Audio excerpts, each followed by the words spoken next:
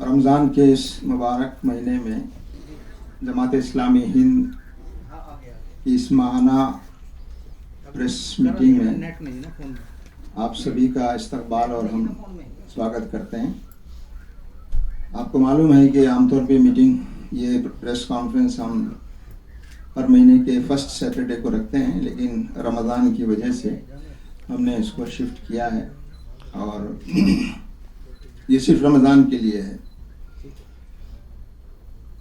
तो जैसा कि प्रेस नोट आप तक पहुंच भी गया होगा, 5 इश्यूज़ को हमने आज की इस प्रेस कॉन्फ्रेंस के लिए हाईलाइट किया है। उनमें सबसे अहम इशू जो बहुत रिसेंटली रामनवमी का जो त्यौहार था, उस मौके पर पूरे मुल्क में जुलूस वगैरह निकाले जाते हैं। तो कुछ रियासतों में, कुछ स्टेट्स में और उनके कुछ शहरों में इन जुलूस के दौरान वायलेंस हुआ है, आगजनी और तोड़फोड़ हुई है, कहीं कहीं गोलीबारी भी हुई है। और जो ट्रेंड नज़र आता है वो ये कि ये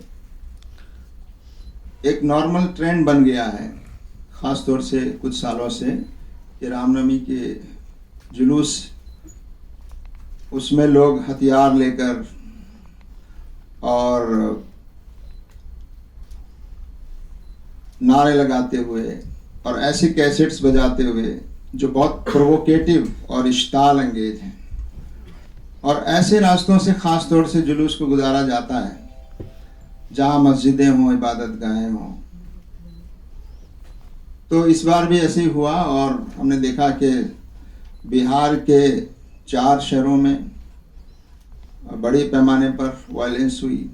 ख़ास तौर से नालंदा ज़िले के बिहार शरीफ में सबसे ज़्यादा वायलेंस के वाक़यात सामने आए। कलकत्ता में, हावड़ा और हुबली में भी वायलेंट प्रोटेस्ट हुए और आगजनी हुई, नुकसानात पहुंचाए गए। महाराष्ट्र में भी कुछ जगहों पर हुआ, गुजरात में हुआ, बड़ोदरा में। तो जमात इस्लामी हिंद इस पहलू से ये बहुत तशवीश की बात है, और ख़ास तौर से मजहबी जुलूसों को जिस तरह का रुख दिया जा रहा है ये बहुत ख़तरनाक है। और वायलेंस जो ज़्यादा हुआ है वो भी आप देख सकते हैं उन स्टेट्स में हुआ है जहां जिस पार्टी की मरकज़ में हुकूमत नहीं है, मरकज़ में हुकूमत है, और स्टेट में जहां नहीं है, उन स्टेट्स को ख़ास तौर से सिलेक्ट किया गया, टारगेट किया गया। और ये जो वायलेंस हुई है ये कोई अब्रप्ट नहीं मालूम होती, बल्कि प्लान्ड मालूम होती है। और इसमें इंटेलिजेंस का न सिर्फ फेल्योर और पुलिस की नाकामी है, बल्कि पुलिस की मौजूदगी में कई जगहों पर ऐसा हुआ है। पुलिस मौजूद है, लोग मस्जिदों पर चढ़ रहे हैं, नारे लगा रहे हैं और वायलेंस कर रहे हैं। इसके बावजूद पुलिस की तरफ से उस वक्त कई जगहों पर ऐसा देखा गया कि कोई एक्शन नहीं हुआ। बाद में एक्शन हुआ, कई जगह लाठीचार्ज भी हुई, कई जगह आपस में गोलीबारी और पथराव के वाक़यात हुए, लेकिन पुलिस का रोल जैसा होना चाहिए था वैसा नहीं हुआ। और ये बात वाज़ेह है कि ये कोई नई चीज़ नहीं थी, अनएक्सपेक्टेड नहीं थी, मालूम था कि ऐसे वाक़यात हो सकते हैं। इसके बावजूद उसकी पूरी एहतियात और तैयारी नहीं की गई। तो ये पहलू एक बहुत अहम पहलू है। आज भी हनुमान जयंती का त्यौहार है। अभी तक तो ऐसी कोई रिपोर्ट कहीं से नहीं मिली है, लेकिन अंदेशे हमेशा रहते हैं जब भी ऐसा कोई त्यौहार आता है।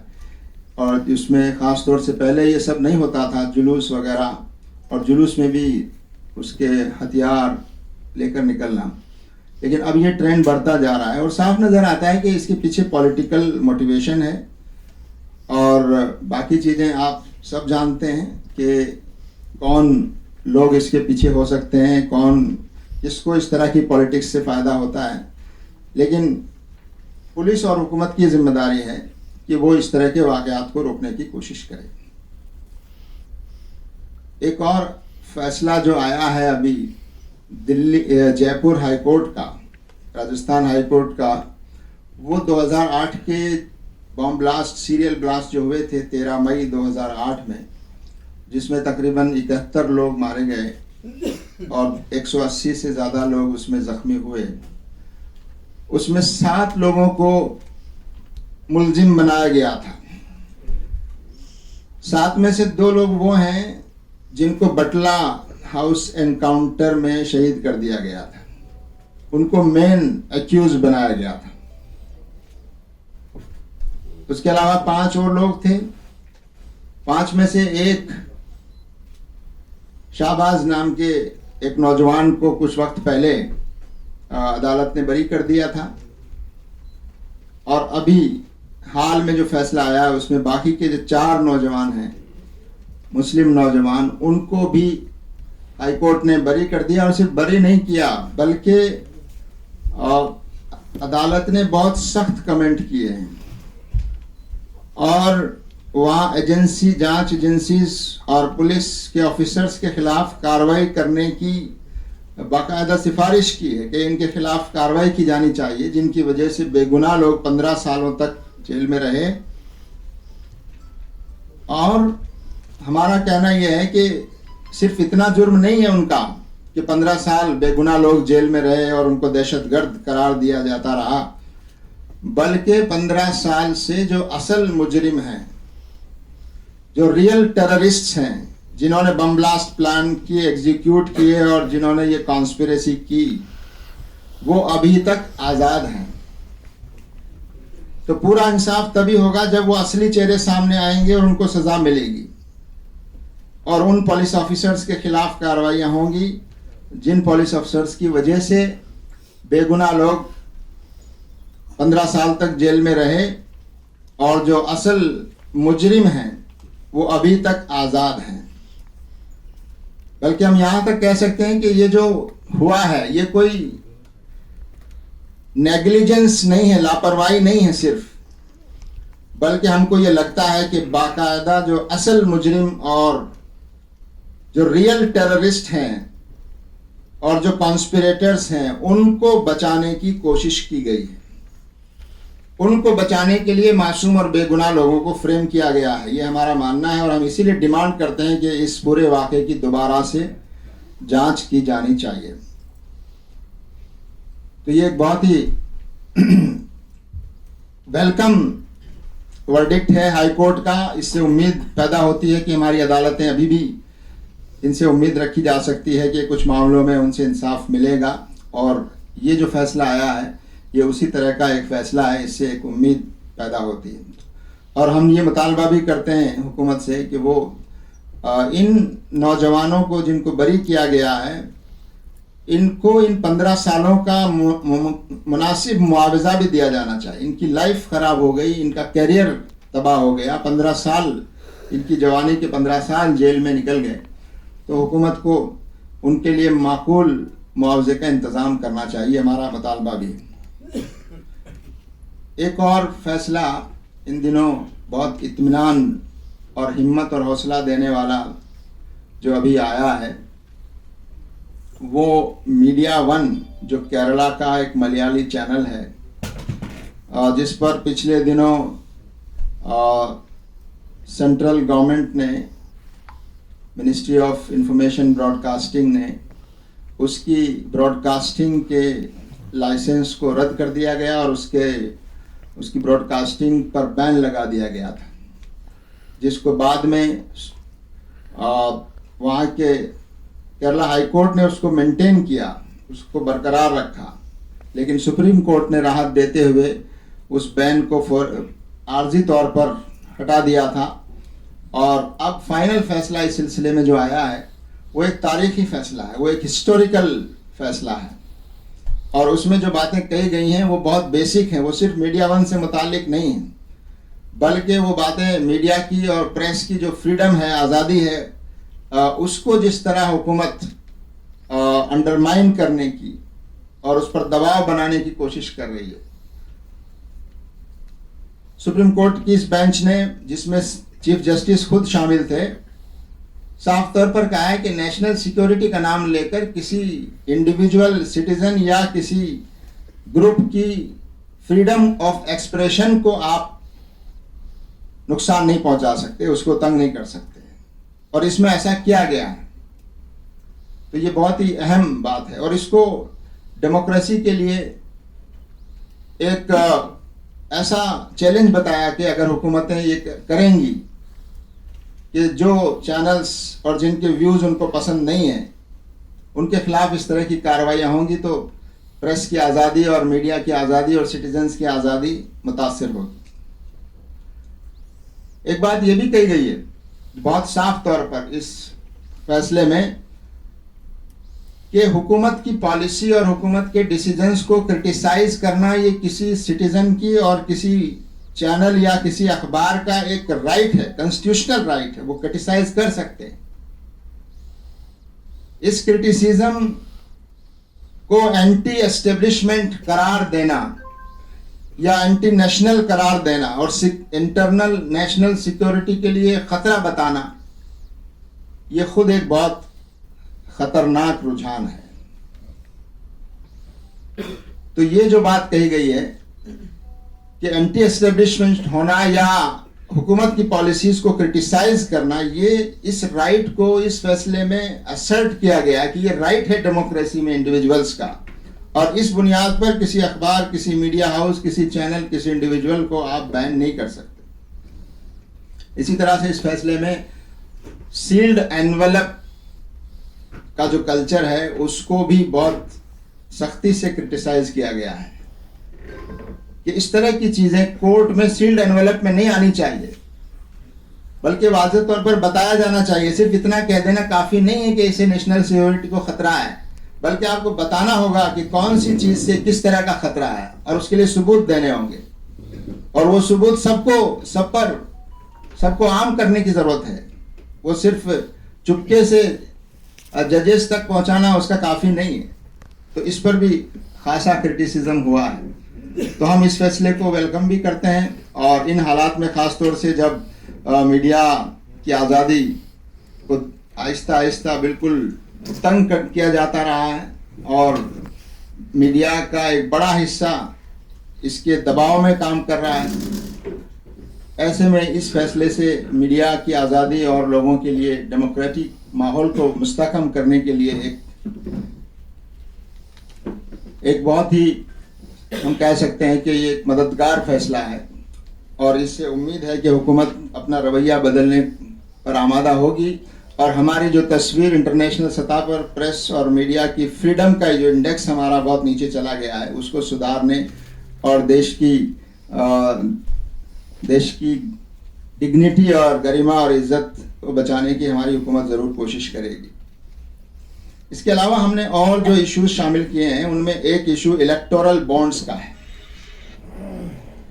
पहले भी इस इशू पर बात हुई है कि इलेक्टोरल बॉन्ड्स के जरिए से अननोन सोर्सेज से पार्टीज की जो फंडिंग होती है वो बहुत तेजी से बढ़ती जा रही है, और एक रिपोर्ट ADR की अभी जो आई है उसमें बताया गया कि 66% जो इनकम है 7 बड़ी पार्टीज की वो अननोन सोर्सेज से है, और उन अननोन सोर्सेज में भी 83% of that unknown income 83% is through the electoral bonds. और इलेक्टोरल बॉन्ड में ये पता नहीं चलता कि ये पैसा देने वाले कौन लोग हैं, लेकिन चूंकि ये bond reserve bank of India की तरफ से सेल होते हैं और गवर्नमेंट इसमें इन्वॉल्व होती है, इसलिए गवर्नमेंट हमेशा ये पता कर सकती है कि कौन से बॉन्ड किसके हैं, किसने खरीदे हैं। लिहाजा ये, और 2017 में कानून में तरमीम की गई, और उस तरमीम के जरिए से इस ट्रांसपेरेंसी को बहुत नुकसान पहुंचा है। लोगों को ये जानने का हक है कि कौन सी पार्टी को कितना पैसा मिल रहा है और कौन दे रहा है, ये जानने का हक आवाम को है, लोगों को है। तो हम ये समझते हैं कि पिछले कुछ सालों से आप देख रहे हैं कि पॉलिटिक्स में, चाहे वो स्टेट और नेशनल पॉलिटिक्स हो, उसमें पैसे का रोल बड़ी तेजी से बढ़ता जा रहा है, और ट्रांसपेरेंसी वो बहुत मुतासिर हो रही है। जमात इस्लामी हिंद इसको मुल्क के लिए एक अच्छी अलामत नहीं समझती, और हम उम्मीद करते हैं जुडिशरी से भी और लेजिस्लेचर से भी कि वो इस तरह के कानून बनाए कि इस तरह की जो पैसे का रोल जो बढ़ता जा रहा है, इस रोल को कम किया जाए और कंट्रोल किया जाए। और आखिर में हमने अपने प्रेस नोट में इस बात का जिक्र भी किया है, जो पूरे मुल्क में हमारी पार्लियामेंट के दोनों हाउसेज में कई दिनों से वो डिबेट जारी है कि अडानी हिंडनबर्ग की जो रिपोर्ट आई और उसमें जिस तरह के स्कैम सामने आए हैं, और उसमें LIC का भी पैसा काफ़ी इन्वॉल्व है, और उस LIC के ज़रिए आम हिंदुस्तानियों का पैसा, टैक्स पेयर का पैसा भी उसमें इन्वॉल्व है। तो ये एक बहुत ही बड़ा मामला है, और अपोजिशन पार्टीज बराबर इसका मुतालबा करती रही है कि आखिर इस पर क्यों नहीं जॉइंट पार्लियामेंट्री कमेटी बनाकर इसकी जांच कराई जाए। तो हम समझते हैं कि ये मुतालबा मुनासिब है, और हम इसकी तायीद करते हैं कि इतने हसास और सेंसिटिव इशू पर गवर्नमेंट को चाहिए कि वो एक जॉइंट पार्लियामेंट कमेटी बनाए और इसकी जांच कराए। अगर गवर्नमेंट को ये डर नहीं है कि इसमें कुछ गड़बड़ नहीं हुई है, तो फिर क्यों हुकूमत इससे डरी हुई है और क्यों हुकूमत इससे बचना चाहती है? अगर इसमें कुछ गलत नहीं हुआ है तो जॉइंट पार्लियामेंट्री कमेटी बनाने से सच सामने आ जाएगा। लेकिन ये जिस तरह से ये हो रहा है, इसे साफ नज़र आता है। तो हम उम्मीद करते हैं कि इस मामले में आवाम को बराबर बताया जाएगा कि आखिर इसमें क्या हुआ है, और सच को सामने लाने की कोशिश की जाएगी।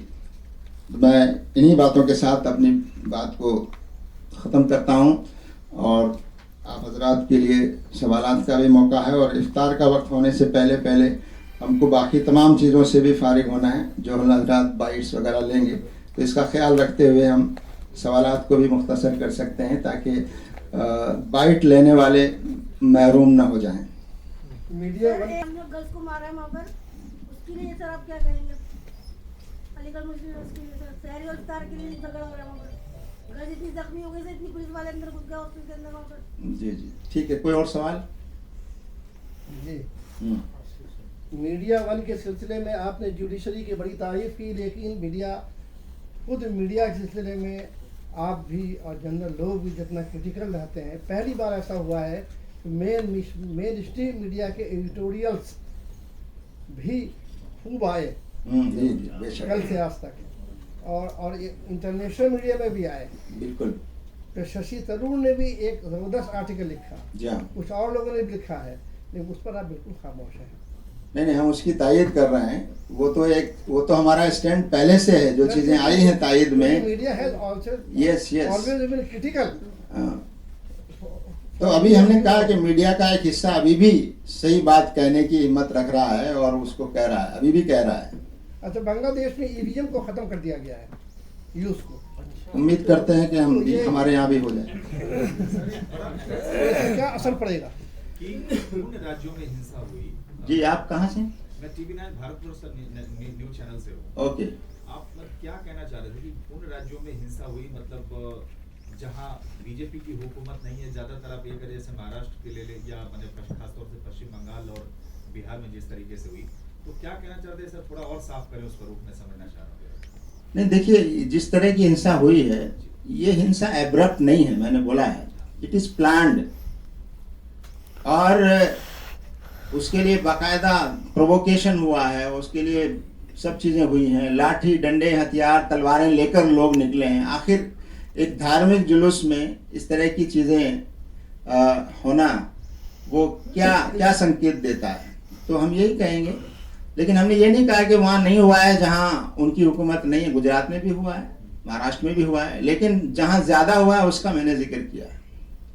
आपने पुलिस का जिक्र किया, लेकिन बंगाल में जिस तरीके से पुलिस पर ही सवाल खड़े हुए कि उन्होंने बाकायदा जो वहाँ के हिंदू समाज के लोग हैं वहाँ उनके साथ मारपीट की गई।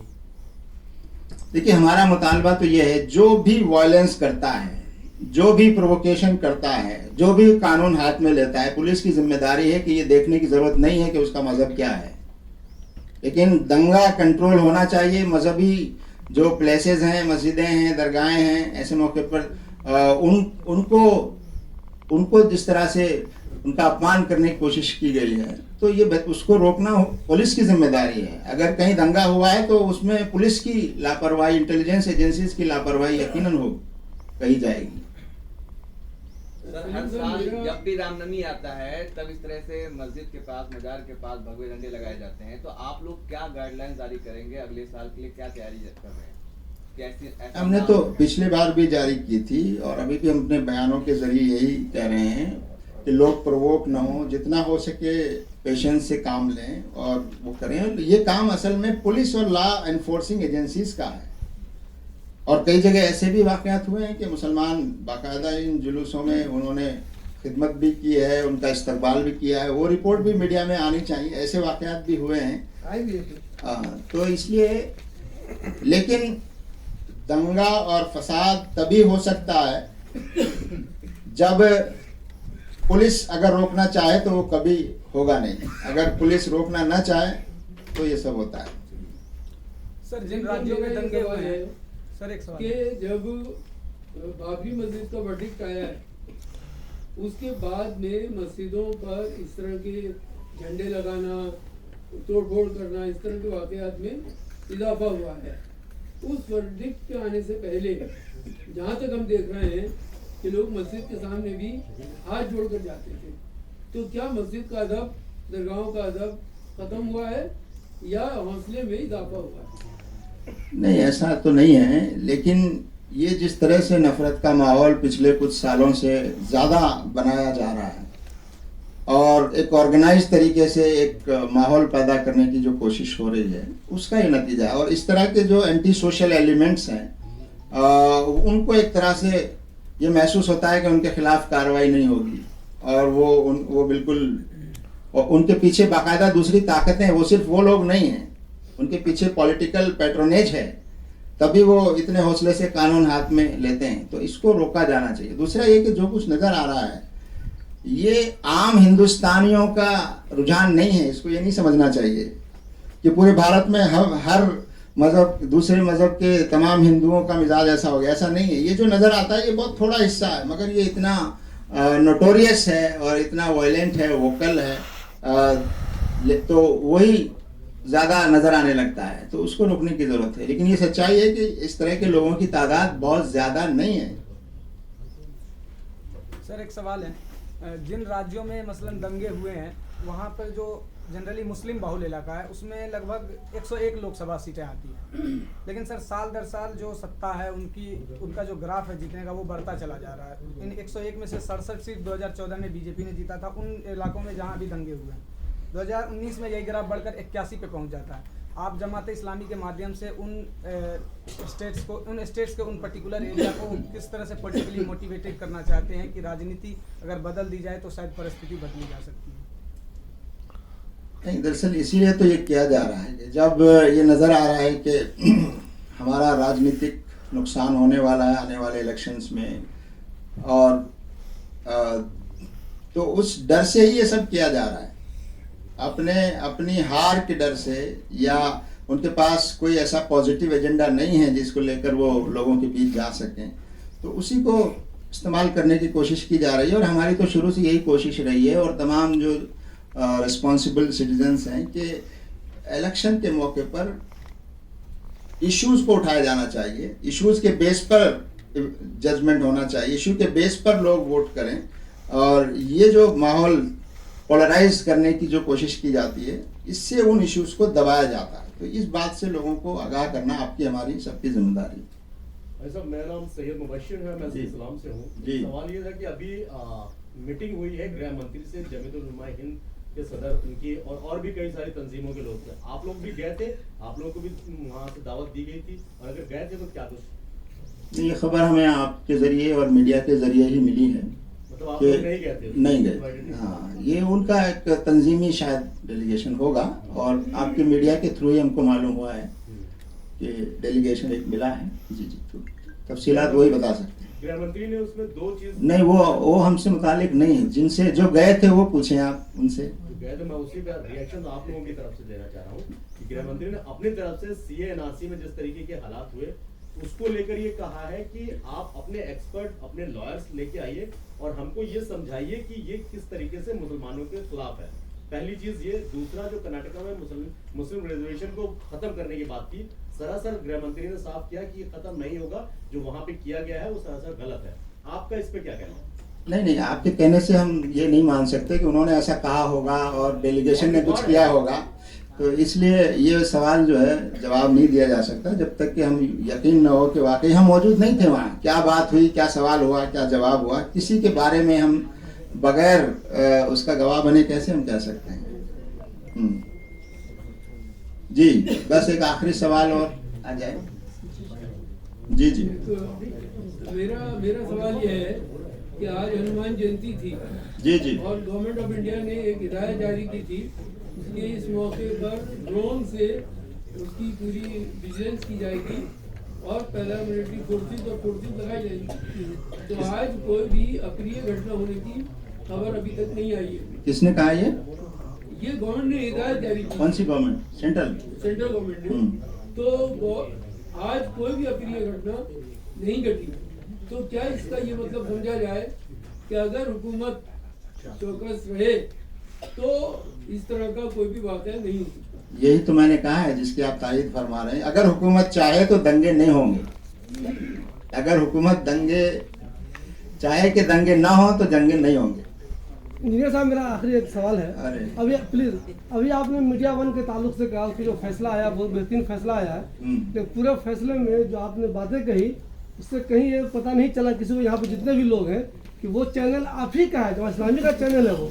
तो प्लीज़ ये बातें खुल के हम लोग क्यों नहीं बोलते? एक बेहतरीन चैनल जमा इस्लामी का है, या लोगों को मालूम होना चाहिए वो चैनल हमारा है, पॉपुलर है, बेहतरीन चैनल है, पॉपुलर चैनल है। देखिए, अच्छा सवाल है। देखिए, चैनल्स जो हैं वो एक इंडिपेंडेंट कंपनी एक्ट के तहत रजिस्टर्ड एक कमर्शियल इदारा है और उसमें बहुत सारे लोग शेयर होल्डर्स हैं। उसमें जमात इस्लामी से संबंध रखने वाले, जमात इस्लामी के सिंपैथाइजर्स लोगों के भी शेयर हैं और ऐसा शेयर किसी कंपनी में रखना ये सबका हक है। तो इसलिए हम ये समझते हैं कि ये जो फैसला आया है ये कि एक मीडिया चैनल का है और इस फैसले में ये बात वाज़ेह हो गई है कि ये सिर्फ मीडिया वन के बारे में भी नहीं है, ये एक आम फैसला है जिसमें बहुत अहम बातें कही गई हैं, इसलिए हम इसका और ज़्यादा इस्तेमाल करते हैं। मेरा एक सवाल है। अरे आखिरी हो गया जी, था। आखिरी सवाल। आपका जो होम स्टेट है राजस्थान, वहाँ पे मुस्लिम बच्चों को बाइज्जत बरी की जाती है, मगर वहीं के चीफ मिनिस्टर जो है उसके खिलाफ वो सुप्रीम कोर्ट जा रहे हैं। इसके बारे में आपने एक लफ्ज़ नहीं कहा जी, इसके बारे में आपने कुछ नहीं कहा। उसके बारे में हम उनको एक तहरीर लिख रहे हैं और हम उनके इस रवैये से बहुत अफसोस है हमें, और हमें उनके इस रवैये की उम्मीद नहीं थी और इसलिए उन पर कोशिश की जा रही। कुछ और लोगों ने भी ख़त लिखे हैं और एक डेलीगेशन उनसे मिलने की कोशिश भी कर रहा है, लेकिन जो कुछ रवैया अब तक राजस्थान गवर्नमेंट का आया है वो बहुत अफसोसनाक है और बहुत चिंताजनक है और इंसाफ की राह में रुकावट बनने वाला है और जिन लोगों ने ये वाक़यात अंजाम दिए हैं उनको मदद करने वाला है।